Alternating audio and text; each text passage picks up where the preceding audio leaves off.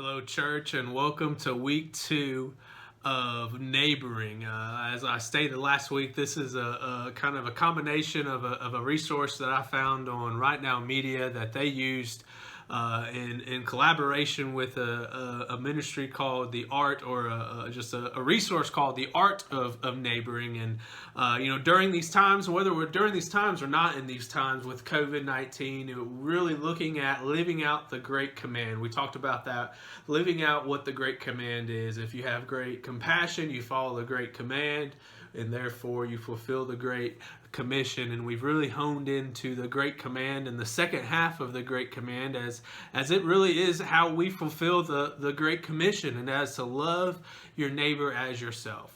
Last week in our neighboring study, we talked about who your neighbor was. We looked at the parable of the Good Samaritan, and how the Good Samaritan was, sorry, I got a text message, and in the middle of that, I thought about just completely exiting out, but that's all right. We're going to do real life here.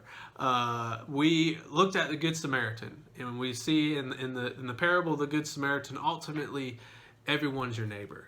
Everybody you come in contact, whether it be your family, your friends, people you like, especially your enemy, is also your neighbor. And how you treat them and how you interact with them. And my challenge from last week, or our challenge from last week, is to know who your physical neighbors are. You know, we live in a society that we have back alley entrances. We don't have, not many people have front porches. I hope in our next home that we're able to live in, we have a huge front porch that I can just sit on, enjoy a cold sweet tea or lemonade or a hot beverage, and during the colder months, and just get a chance to interact with our friends. But we're challenged to figure out who our neighbors are, their names, and how important if you know their name, how important it is. How I feel when my neighbor says, "Hey Vince, how you doing?" and not just, "Hey bud." And understanding what it means to love your neighbor by just knowing who they are, knowing where they are, knowing how they are, is so important. Well, this week and then Sunday we looked at what love is. What is love?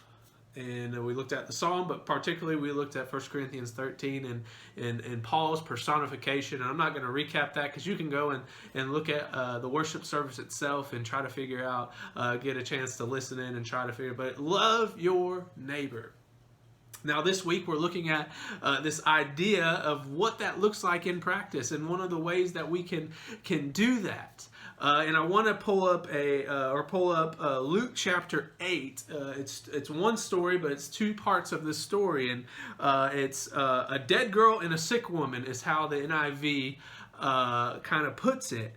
But starting in verse 40, and I want to read it, and I just want to take a few moments to break it down and ask a question for us generally. Then you can look at the link, whether you're watching it in Google Forms or if you're watching it on Facebook, we'll have the link there available for Google Forms, so that you can then take that and really dive deeper in with us. Thank you for those that responded to the Google Forms. We appreciate your response, and I appreciated your input and your thoughts, and I hope more people will join in with us. But Luke chapter 8, beginning in verse 40, says, "Now when Jesus returned, a crowd welcomed him, for they were all expecting him. Then a man named Jairus, a ruler of the synagogues, came and fell at Jesus' feet, pleading with him to come to his house, because his only daughter, a girl of about 12, was dying. As Jesus was on his way, the crowds almost crushed him, and a woman was there who had been subject to bleeding for 12 years, but no one could heal her. She came up behind him and touched the edge of his cloak, and immediately her bleeding stopped. 'Who touched me?' Jesus asked. When they all denied it, Peter said, 'Master, the people are crowding and pressing against you.'" In essence, he's saying, everybody is touching you. But Jesus said, "Someone touched me. I know that power has gone out from me." Then the woman, seeing that she could not go unnoticed, came trembling and fell at his feet. In the presence of all the people who told why she had touched him and how she had been instantly healed. And then he said to her, "Daughter, your faith has healed you. Go in peace." While Jesus was still speaking, someone came from the house of Jairus, and the synagogue ruler, "Your daughter is dead," he said. "Don't bother the teacher any more." Hearing this, Jesus said to Jairus, "Don't be afraid. Just believe, and she will be healed." When he arrived at the house, he did not let anyone go into him except Peter. With him, except Peter, John, and James, and the child's father and mother. Meanwhile, all the people were wailing and mourning for her. "Stop wailing," Jesus said. "She is not dead, but asleep." They laughed at him, knowing that she was dead. But he took her by the hand and said, "My child, get up." Her spirit returned, and at once she stood up. Then Jesus told them to give her something to eat. Her parents were astonished, but he ordered them not to tell anyone what has happened. Wow, what a story. And just briefly, there's a lot that you can dive into this. Obviously, we can dive deeper and deeper. But what I found interesting is this: there's a couple aspects to the story. So Jesus was on his way to save, or in the Father's mind, he wanted Jesus to save his daughter's life. He believed it. So I would assume as a parent, like, there was a massive sense of urgency. Even at our own house, when we can't find our 2-year-old, we're like, "Where's Ty?" How about this? Last night we were sitting, or yesterday afternoon, we were sitting at the house, and all of a sudden Ty was gone and Owen was gone. Owen can't move by himself, but Ty actually had taken Owen in his little walker thing and pushed him into the playroom, and Ty was enjoying watching TV with his little brother. But the panic that set in, I know, in my stomach for a brief moment, like, how could have Owen gone? Where did Ty take him? And he just wanted to watch TV with his brother. So as Jesus was going, I assume with a sense of urgency, if he was following his father was probably rushing, wanting him to get there as soon as possible. A woman reaches out and touches him. For 12 years, she had been just struggling with this bleeding. It says that no one was able to heal her. So I'm assuming she went to every doctor, every practitioner of the time to be able to do that. And I can't imagine. I was listening to a sermon the other day, a study the other day that was talking more specifically about this woman.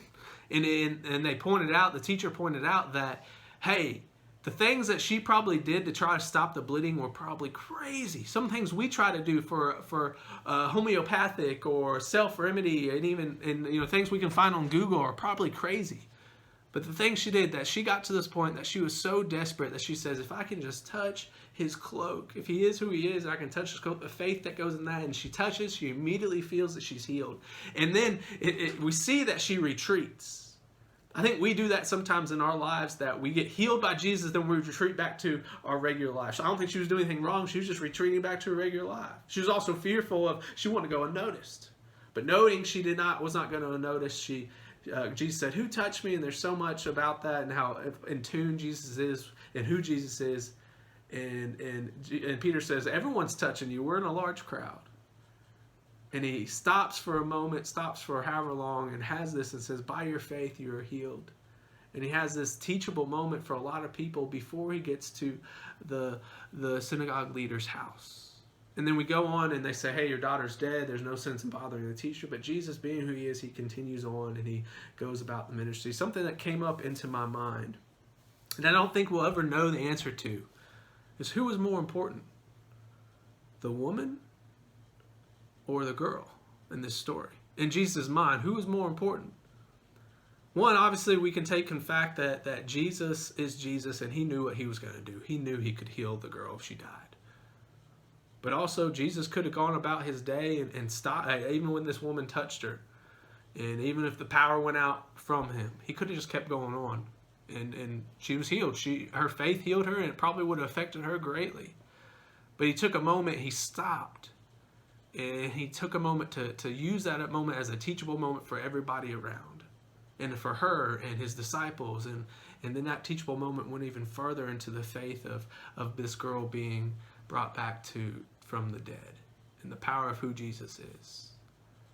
So as we look at how we neighbor, I think we live in a time, and some of us in this time have slowed down our lives because we've had to. Some of us, our lives have continued the same pace. Even some of us, our lives have grown faster pace because of the stresses at work or whatever it may be. But as Jesus was going, he saw a moment to minister to this woman. He could have just healed her and gone about the business. But he stopped and he had this, he says, by your faith you are healed, and her life was forever changed. And everyone around that saw the importance of who this woman was to Jesus.